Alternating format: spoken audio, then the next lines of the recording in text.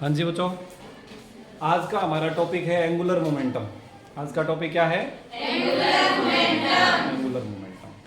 कल हमने linear motion यानी मोशन इन स्ट्रेट लाइन और रोटेशनल मोशन के बीच में कुछ रिलेशन स्टडी किया और हमने ये भी पढ़ा कि जो काम लीनियर मोशन में या स्ट्रेट लाइन मोशन में कोई एक फिजिकल क्वांटिटी करती है, ठीक वही काम या वही रोल प्ले रोटेशनल मोशन में कोई दूसरी क्वांटिटी करती है।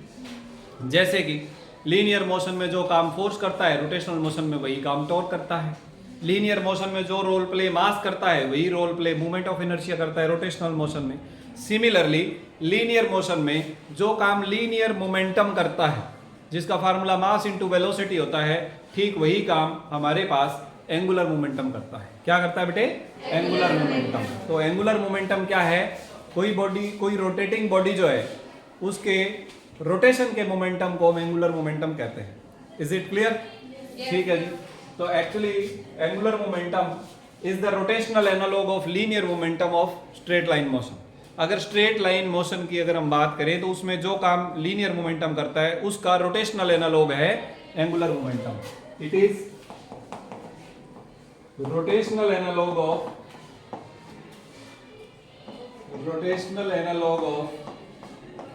linear momentum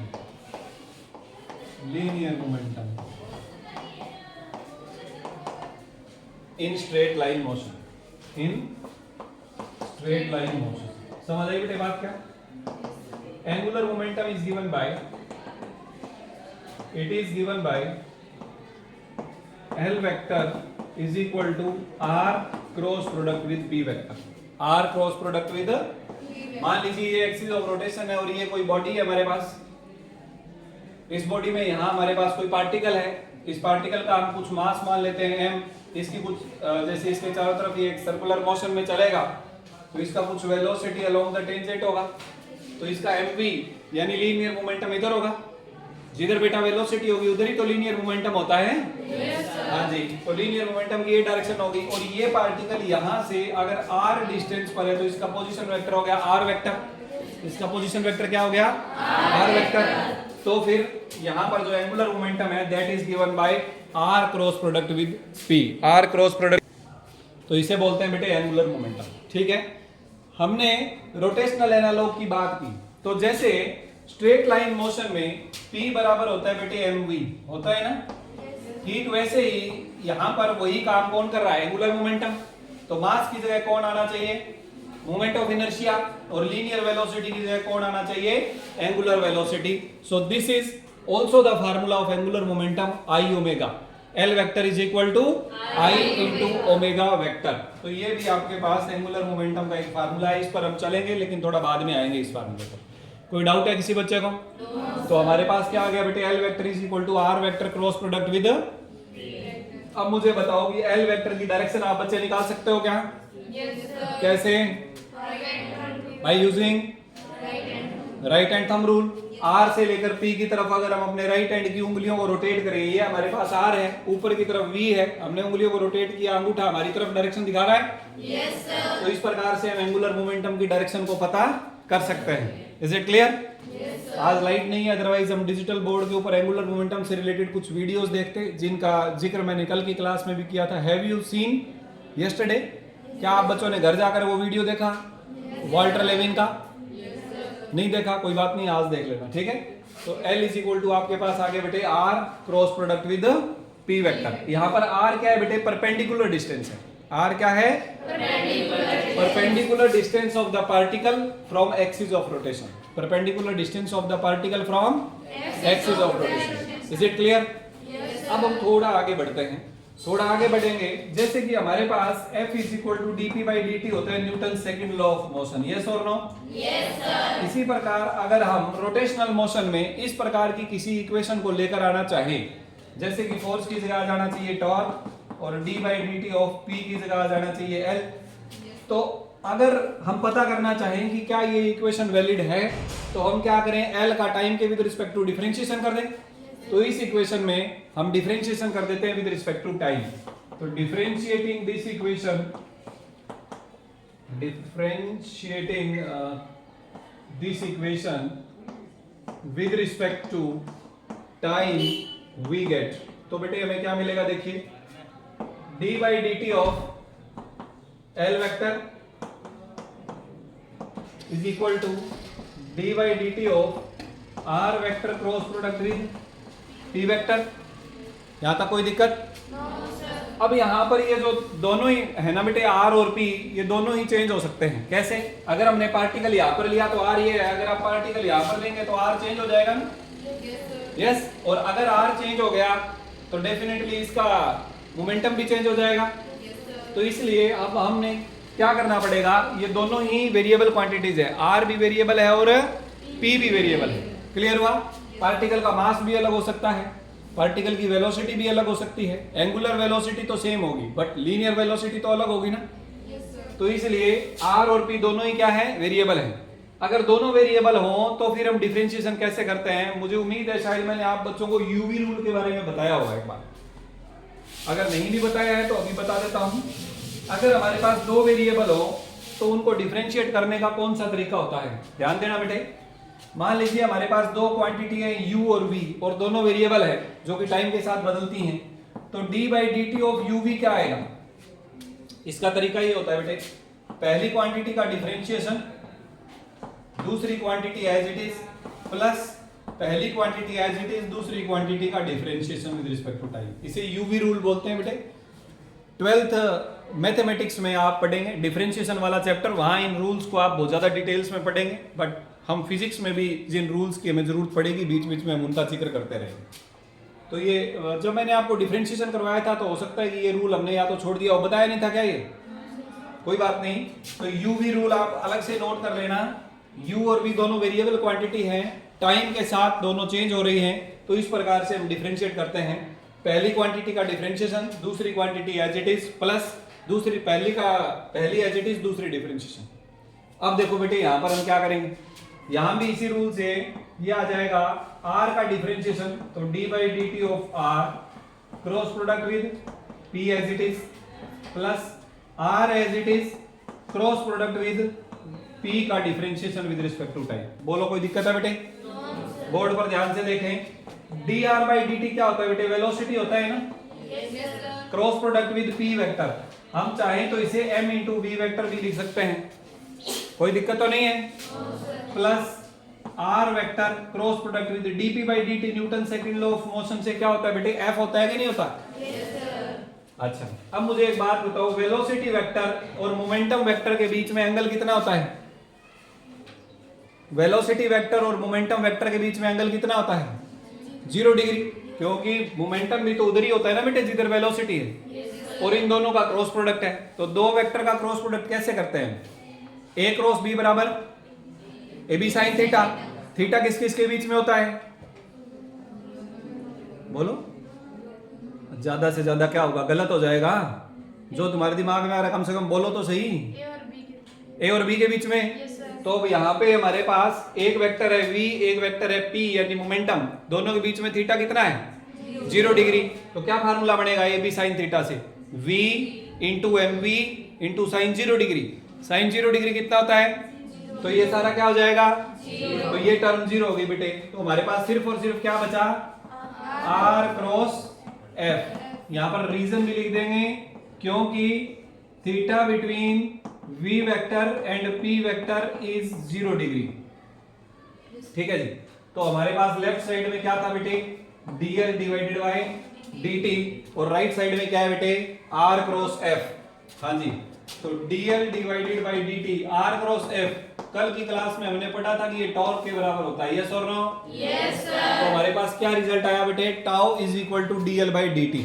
tau is equal to dl by dt, यानी टॉर्क किसके बराबर होता है? Rate of change of angular momentum के बराबर। यानी जो हम Newton second law straight line में पढ़ते हैं, ठीक वैसे ही रोटेशनल एनालॉग हम लिख सकते हैं न्यूटन सेकंड लॉ का, वो हो जाएगा tau is equal to dl by dt। बोलो बेटे, यहां तक कोई दिक्कत है किसी बच्चे को? क्या सबको समझ आ गया? Yes sir. ठीक है जी। अब इसी टॉपिक में यहीं से स्टार्ट करके हम पढ़ेंगे principal of conservation of angular momentum. Principle of conservation of angular momentum note करना है, इसे नोट कर लीजिए। हाँ जी बेटे, ये बातचीत हमने किसके लिए की? इस पार्टिकल के लिए। लेकिन ये तो एक पार्टिकल है।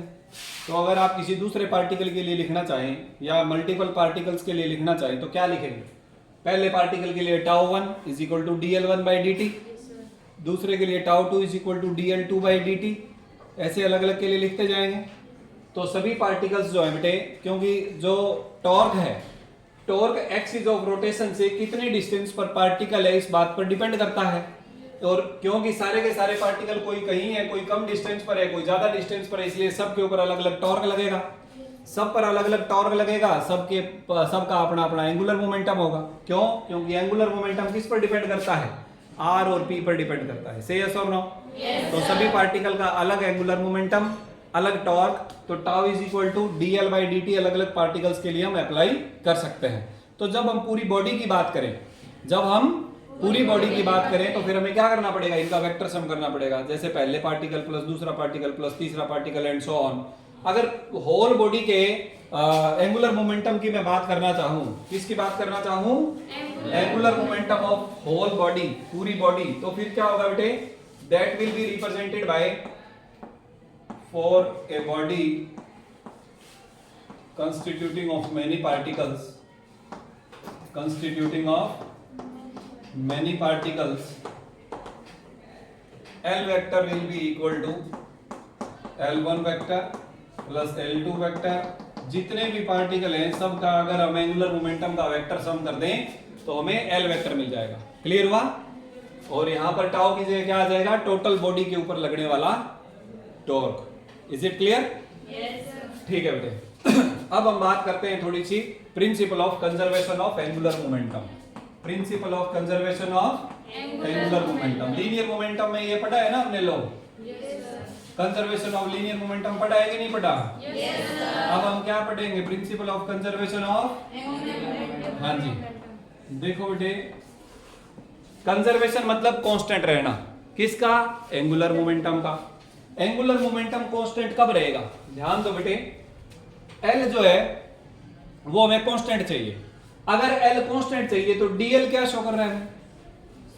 DL क्या शो कर रहा है हमें? चेंज इन एंगुलर मोमेंटम, यानी एंगुलर मोमेंटम में बदलाव कितना हो रहा है, कितने टाइम में? dt टाइम में। हम कह रहे हैं कि हमें एंगुलर मोमेंटम कांस्टेंट चाहिए। एंगुलर मोमेंटम अगर कांस्टेंट है इसका मतलब उसमें बदलाव नहीं होगा। बदलाव नहीं होगा इसका मतलब DL की वैल्यू कितनी होगी बेटे? 0। DL की वैल्यू अगर 0 है वो कब पॉसिबल है? जब टाउ 0 है। जब टाउ 0 है। यहाँ इसका मतलब ये हुआ कि अगर हम किसी बॉडी के ऊपर लगने वाला एक्सटर्नल टॉर्क की वैल्यू को 0 कर दें, या फिर यूं कहें कि अगर हम किसी बॉडी के ऊपर एक्सटर्नल टॉर्क अप्लाई ना करें तो उस बॉडी का एंगुलर मोमेंटम चेंज नहीं होगा। उस बॉडी का एंगुलर मोमेंटम चेंज नहीं होगा। This is the definition of principal of conservation of angular momentum. तो इसकी डेफिनेशन को हम लिखेंगे किस प्रकार से? मैं बोल रहा हूं, आप लिखेंगे और रिपीट नहीं करूंगा। According to this law the total angular momentum of a body और ए सिस्टम ऑफ पार्टिकल्स, चाहे कोई एक बॉडी हो या एक पार्टिकल्स का सिस्टम हो, total angular momentum of a body और a system of particles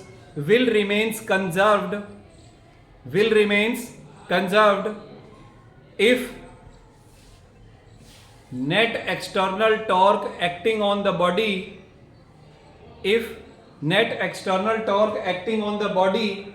or system is 0।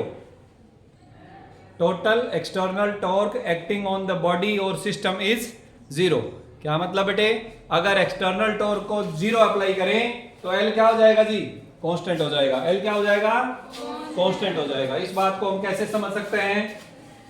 जो हमने अभी ये इक्वेशन डिराइव करी है, tau is equal to DL by dt, यहां से समझ सकते हैं। देखिए बेटे, as tau is equal to DL divided by dt, now if external torque अगर हम 0 ले लें तो फिर ये भी 0 होना पड़ेगा ना, क्योंकि दोनों बराबर हैं। तो DL बाई dt भी क्या हो जाएगा? 0। DL शो कर रहा है चेंज इन एंगुलर मोमेंटम को। टाइम के साथ एंगुलर मोमेंटम में चेंज क्या हो गया? 0 हो गया। This implies DL is equal to 0। DL 0 का मतलब ये हुआ बेटे L is equal to constant, L is equal to constant, यानी मैग्नीट्यूड में भी और डायरेक्शन में भी angular momentum will not change, angular momentum will not change. Any doubt to anybody? ठीक है जी, तो ये हमारे पास है। अब इसका मीनिंग क्या है, इसका फिजिकल मीनिंग क्या है? हमने मैथमेटिकली समझ लिया, बोर्ड पर मैथ अप्लाई करके हमने एक फार्मूला निकाल लिया, भाई एल कांस्टेंट हो। इसका मीनिंग क्या है बेटे? एंगुलर मोमेंटम कांस्टेंट होने का मीनिंग ये है कि मान लीजिए कोई बॉडी रुकी हुई है, जैसे मैं अभी रुका हुआ हूं, अगर मैं चाहूं तो रोटेट कर सकता हूं ना ऐसे करके। तो इसका मतलब अगर मुझे रोटेट करना है तो मुझे टॉर्क लगाना पड़ेगा। अब मैं पैरों की हेल्प से टॉर्क लगा रहा हूं तब रोटेट कर पा रहा हूं। क्लियर? अगर मैं एक्सटर्नल टॉर्क ना लगाऊं तो फिर मेरी बॉडी रोटेट नहीं होगी। बोलो बेटे, बात समझ आएगी नहीं? और मान लेते हैं कि हम नीचे ना एक व्हील लगा लेते हैं, एक फ्रिक्शनलेस व्हील जो कि एक ही सेंटर ऑफ एक्सिस के अबाउट रोटेट कर सके, ऐसा कोई लगा लेते हैं। उसके ऊपर खड़े हो जाते हैं, खड़े होकर और अपने आप को एक बार घुमा देते हैं, तो इसका मतलब हम कुछ कांस्टेंट एंगुलर वेलोसिटी से रोटेट कर रहे हैं। ऐसी सिचुएशन में अगर एक्सटर्नल टॉर्क ना लगे तो फिर रोटेटिंग बॉडी रुकेगी नहीं, रोटेटिंग बॉडी रुकेगी नहीं। इसका मतलब एक्सटर्नल टॉर्क आपको बॉडी को रोटेट करवाने के लिए भी लगाना पड़ेगा और कांस्टेंट एंगुलर वेलोसिटी से रोटेट होती हुई बॉडी को रोकने के लिए भी एक्सटर्नल टॉर्क लगाना पड़ेगा। से यस और नो? Yes sir. ये वही स्ट्रेट लाइन मोशन वाला ही फार्मूला है बेटे। रुकी हुई बॉडी को चलाना है तो फोर्स लगाना पड़ेगा, चलती हुई बॉडी को रोकना है तो फोर्स लगाना पड़ेगा, रुकी हुई बॉडी को रोटेट करवाना है तो टॉर्क लगाना पड़ेगा, रोटेट होती हुई बॉडी को रोकना है तो टॉर्क लगाना पड़ेगा। क्लियर हुआ कि नहीं हुआ? Yes sir. कोई दिक्कत किसी बच्चे को? No sir. इसमें भी ना लीनियर मोमेंटम वाले केस के तरीके से यहाँ भी बहुत सारे ऐसे केसेस पॉसिबल है। जैसे कि मैंने आप बच्चों को बताया था कि भाई कंजर्वेशन ऑफ लीनियर मोमेंटम में हमने पढ़ा कि कोई आदमी जब एक बोट से बाहर जंप करता है तो बोट पीछे चल पड़ती है कंजर्वेशन ऑफ लीनियर मोमेंटम की वजह से। जब हम बुलेट फायर करते हैं गन से तो गन पीछे रिकॉइल करती है कंजर्वेशन ऑफ लीनियर मोमेंटम की वजह से। क्या ऐसा कोई एग्जांपल हम कंजर्वेशन ऑफ एंगुलर मोमेंटम से भी रिलेट कर सकते हैं क्या? जैसे देखिए, बड़ी सिंपल सा एग्जांपल हम ले सकते हैं हमारे बिल्कुल आसपास की जगहों पे। हमारे घरों में या कई बार हमारे आसपास रोटेटेबल चेयर होती है, रोटेट करने वाली चेयर, ऑफिस चेयर जिसे हम बोलते हैं ना, उस पर बैठ के लोग ऐसे घूमते हैं ऐसे। उस पर बैठना कभी अगर मौका मिले तो उस पर बैठ के ना चौकड़ी लगा के बैठना, यानी पैर ऊपर होने चाहिए, चेयर के ऊपर होने चाहिए। हमारी बॉडी का कोई भी पार्ट सराउंडिंग से, चेयर को छोड़ के और किसी सराउंडिंग से टच नहीं करना चाहिए। क्लियर? इसका मतलब अब हम एक्सटर्नल टॉर्क नहीं लगा सकते। अगर पैर जमीन पर रख के घुमाएंगे तो घूम जाएगी क्योंकि एक्सटर्नल टॉर्क लग रहा है। तो अब क्या करिएगा, उसके ऊपर बैठ के और आप उसको रोटेट करवाने की कोशिश कीजिएगा। तो हम क्या करेंगे, टॉर्क लगाएंगे ऊपर बैठे बैठे, तो वो इंटरनल टॉर्क लगेगा। तो हम क्या करेंगे, भी कुर्सी इधर घुमानी है तो हम क्या करेंगे, ऐसे करेंगे। तो जब हम ऐसे करेंगे तो हमारी बॉडी तो इधर रोटेट हो जाएगी, आप देखेंगे कि चेयर उल्टी रोटेट होगी। Your body will rotate in this side and the chair will rotate in opposite side. क्यों? Conservation of angular momentum. क्योंकि टॉर्क नहीं लग रहा, तो पहले भी एंगुलर मोमेंटम जीरो था, बाद में भी जीरो होना पड़ेगा। तो जब आपकी बॉडी ऐसे रोटेट हुई तो आपकी बॉडी ने कुछ ना कुछ एंगुलर मोमेंटम गेन कर लिया किसी एक डायरेक्शन में, तो ऑपोजिट डायरेक्शन में बची हुई बॉडी एंगुलर मोमेंटम गेन करेगी, तो दोनों का वेक्टर सम क्या हो जाएगा, जीरो हो जाएगा। तो और जब आप इधर घूमोगे तो चेयर उल्टी साइड में घूम जाएगी। ठीक है ना? लेकिन ऐसा नहीं होगा कि पूरा एक रोटेशन आप चेयर को दे सको। बोलो बच्चे, बात समझ आई कि नहीं है? Yes sir. ठीक है जी। तो इस प्रकार से हम एंगुलर मोमेंटम के बारे में स्टडी करते हैं। कंजर्वेशन ऑफ एंगुलर मोमेंटम के कई और पॉसिबिलिटीज रहती हैं। क्या क्या है बेटे? हमने अभी पढ़ा कि as L is equal to I omega, L is equal to I omega, angular momentum is also given by the product of movement of inertia and angular velocity. We have studied और not? Yes. अगर ये constant है, ध्यान देना बेटे, हमने अभी कहा कि L कांस्टेंट है। कब? जब एक्सटर्नल टॉर्क ना लगे। इसका क्या मतलब है? इस स्टेटमेंट से और इस स्टेटमेंट से एक रिजल्ट और निकल कर आता है। On combining the two results we get I1 omega 1 is equal to I2 omega 2। Clear? इसका मतलब कोई एक बॉडी है, पहली सिचुएशन में उसका मूवमेंट ऑफ इनर्शिया और एंगुलर वेलोसिटी का प्रोडक्ट बाद में किसी दूसरी सिचुएशन के मूवमेंट ऑफ इनर्शिया और एंगुलर वेलोसिटी के प्रोडक्ट के बराबर होता है। इसका मैं अब आपको फिजिकल मीनिंग समझा देता हूं। जैसे कि मूवमेंट ऑफ इनर्शिया का फार्मूला होता है बेटे, mass multiplied by perpendicular distance का स्क्वायर। बॉडी का मास मल्टीप्लाइड बाय जो एक्सिस ऑफ रोटेशन से है वहां से बॉडी का जो परपेंडिकुलर डिस्टेंस है उसका स्क्वायर, ये मूवमेंट ऑफ इनर्शिया का फार्मूला होता है।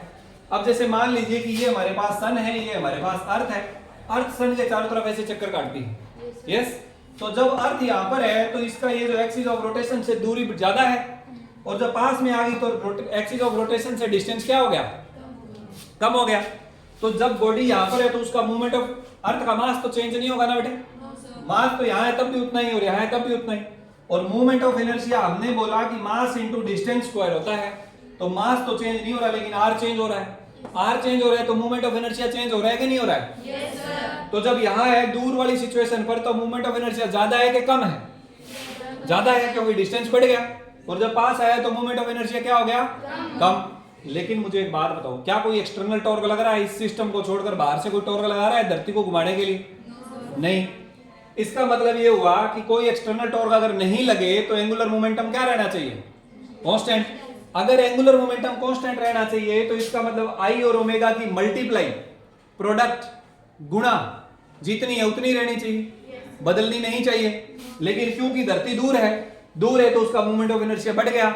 अगर मूवमेंट ऑफ इनर्शिया बढ़ गया तो गुणा कांस्टेंट रखने के लिए ओमेगा को क्या होना पड़ेगा, कम होना पड़ेगा। और उतना ही कम होना पड़ेगा। मान लो कि ये डबल हो गया आई, तो ओमेगा को हाफ होना पड़ेगा। अगर आई 4 गुना हो गया तो ओमेगा को 1/4 होना पड़ेगा, तभी दोनों की गुणा बराबर रह पाएगी, यस और नो? Yes sir. इसका मतलब ये हुआ कि जब अर्थ मून सन से दूर होती है तब उसकी ओमेगा की जो वैल्यू है वो कम होती है, क्योंकि आई की वैल्यू ज्यादा होती है। मूवमेंट ऑफ इनर्शिया बढ़ जाता है, ओमेगा कम हो जाता है। इसका मतलब अर्थ की जो स्पीड है, एंगुलर वेलोसिटी जो है वो क्या हो जाती है बेटे, कम हो जाती है। क्या हो जाती है, कम हो जाती है। एंड जब पास में आती है तो आई क्या हो गया, मूवमेंट ऑफ इनर्शिया क्या हो गया, कम, तो ओमेगा क्या हो जाएगा, बढ़ जाएगा। इसलिए जब अर्थ सन के पास में आती है तो उसकी रोटेशन स्पीड जो है, एंगुलर वेलोसिटी जो है वो बढ़ जाती है। बोलो बेटे, बात समझ आई कि नहीं? Yes sir. सन के चारों तरफ अर्थ सर्कुलर पाथ में नहीं चक्कर काटती। केपलर्स लॉ में हमने पढ़ा है कि इलिप्टिकल पाथ में रिवॉल्व करती है। इलिप्टिकल पाथ में रिवॉल्व करती है, जिसमें जो सन है ये हमारा इलिप्स हो गया बेटे, इसमें 2 एक्सिस होती हैं, एक ये फोकस होता है, एक ये फोकस। यहाँ सन है, यहाँ अर्थ है, तो कभी अर्थ पास में आ गई, कभी दूर चली गई। तो जब पास आएगी तो एंगुलर वेलोसिटी बढ़ जाएगी, जब दूर जाएगी तो एंगुलर वेलोसिटी कम हो जाएगी। ये किस कारण हो रहा है बेटे? कंजर्वेशन ऑफ एंगुलर मोमेंटम के कारण। किस कारण हो रहा है? Conservation of angular momentum. यानी हमें सिर्फ थ्योरी पढ़ना सफिशिएंट नहीं है, थ्योरी पढ़ने के बाद में उसका यूज क्या हो रहा है रूटीन लाइफ में, हमें उसके बारे में भी कुछ आइडियाज होने चाहिए। और भी कई सारी चीजें हैं, जैसे कि सर्कस देखी होगी आप बच्चों ने कई बार। सर्कस में समटाइम्स ऐसा होता है कि एक लड़की एक रोटेटेबल चेयर के ऊपर डांस करती है ना? तो वो पहले स्लो स्पीड से रोटेट करती है और बाद में बहुत तेज स्पीड से रोटेट करने लग जाती है, जबकि कोई एक्सटर्नल टॉर्क काम नहीं कर रहा होता। ऐसा कैसे? ऐसा इस वजह से होता है, आप भी कर सकते हैं। पहले ये सुविधाएं आपके पास नहीं थी। अब हमारे आसपास पार्क में, हॉस्पिटल्स में एक्सटर्नल जिम लगते हैं, एक्सरसाइज करने के लिए मशीनें लगाई हैं ना, तो उसमें एक वो घूमने वाली वो भी है, जिसके ऊपर खड़े होकर हम कमर की एक्सरसाइज के लिए रोटेटेबल डिस्क लगा रखा है उन्होंने, नीचे देखा होगा। तो उसके ऊपर जब हम खड़े होकर थोड़ा सा एक्सटर्नल टॉर्क लगा के एक बार रोटेशन शुरू कर देंगे, जब रोटेट करने लगेंगे तो आप जब ऐसे हाथ फैलाएंगे तो आप देखेंगे कि आपकी रोटेशन स्पीड कम हो गई, और जब आप हाथ ऐसे कर लेंगे तो आपकी रोटेशन स्पीड बढ़ जाएगी, जबकि कोई एक्सटर्नल टॉर्क काम नहीं कर रहा। ऐसा ही सर्कस में होता है। अब हो क्या रहा है बेटे, जैसे ही हमने अपने हाथ फैलाए तो हमारा जो कुछ मास है वो एक्सिस ऑफ रोटेशन से दूर हो गया। आरजू, हमारे बॉडी का जो मास है, अगर हमने हाथ फैलाए तो एक्सिस ऑफ रोटेशन से क्या हो गया, दूर हो गया। क्या? मास। अगर मास दूर हो गया तो मूवमेंट ऑफ इनर्शिया बढ़ गया। मूवमेंट ऑफ इनर्शिया बढ़ गया, लेकिन टॉर्क एक्सटर्नल 0 है, तो ओमेगा को क्या होना पड़ेगा, कम होना पड़ेगा। इसलिए हमारी रोटेशन स्पीड क्या हो जाती है, कम हो जाती है। और जब आप अपने हाथों को ऐसे की बजाय ऐसे नजदीक ले आओगे या ऐसे कर लोगे तो आप देखेंगे कि आपकी रोटेशन स्पीड बढ़ जाएगी। आप ऐसा कर सकते हैं। बोलो बच्चे, बात समझ आई कि नहीं आई? Yes sir. ठीक है। वीडियो देखने वाले सारे बच्चे सोचेंगे कि सर रोजाना आरजू का नाम क्यों लेते हैं, इसको नींद आती रहती है इसलिए लेते हैं। तो क्लास में अगर नींद आए तो 1-2 क्वेश्चन मेरे से पूछ लिया करो या मेरे क्वेश्चन का जवाब दे दिया करो। बोलो बेटे, बात समझ आ रही है कि नहीं आ रही? Yes sir. ठीक है जी। तो एंगुलर मोमेंटम का कंसेप्ट क्लियर हुआ? Yes sir. तो आज हमने पढ़ा एंगुलर मोमेंटम क्या होता है, एंगुलर मोमेंटम का टॉर्क के साथ रिलेशन क्या होता है। ये कई बार बच्चे ये पूछते हैं, सर क्वेश्चन पूछे कैसे जाते हैं, एग्जाम में कैसा आता है क्वेश्चन। एग्जाम में क्वेश्चन ऐसा आ सकता है कि what do you understand by angular momentum, आप एंगुलर मोमेंटम से क्या समझते हैं, what is it's SI unit, वो हमने बात ही नहीं करी। एसआई यूनिट क्या होता है भाई, आर क्रॉस पी है तो आर के लिए मीटर और पी के लिए किलोग्राम मीटर पर सेकंड, तो किलोग्राम मीटर स्क्वायर पर सेकंड एंगुलर मोमेंटम का एसआई यूनिट हो गया। यूनिट निकालना सिखाया है ना यूनिट 1 में, डायमेंशनल फार्मूला भी सिखाया है ना, तो यूनिट और डायमेंशनल फार्मूला इसका निकाल लेना। ये भी आ सकता है यहां से क्वेश्चन कि derive an expression between torque and angular momentum. Sonia क्या क्वेश्चन आ सकता है, derive an expression between torque and angular momentum, यानी हमने जो डेरिवेशन किया tau is equal to DL by D T, ये आप बच्चों ने करके दिखाना है। ऐसे भी आ सकता है state principal of conservation of angular momentum and proof, state principal of conservation of angular momentum and, तो प्रिंसिपल की आपने पहले डेफिनेशन बतानी है, प्रूफ के लिए फिर आपको tau is equal to DL by D T लेके चलना है, एक्सटर्नल टॉर्क को 0 पुट कर देना है, डीएल बाई डी टी 0 हो जाएगा, वहां से एल बराबर कांस्टेंट हो जाएगा। ऐसा भी पूछ सकते हैं कि गिव सम एग्जांपल्स, तो आप सन और अर्थ वाला एग्जांपल दे सकते हो, डांसिंग गर्ल का एग्जांपल दे सकते हो, और डांसिंग गर्ल नहीं आप डांसिंग बॉय का भी एग्जांपल दे सकते हो, लड़का डांस करेगा तब भी वही होना है, क्योंकि फिजिक्स है ये लड़के लड़कियों में पक्षपात नहीं करती। आज की क्लास में इतना ही, मिलेंगे नेक्स्ट क्लास में।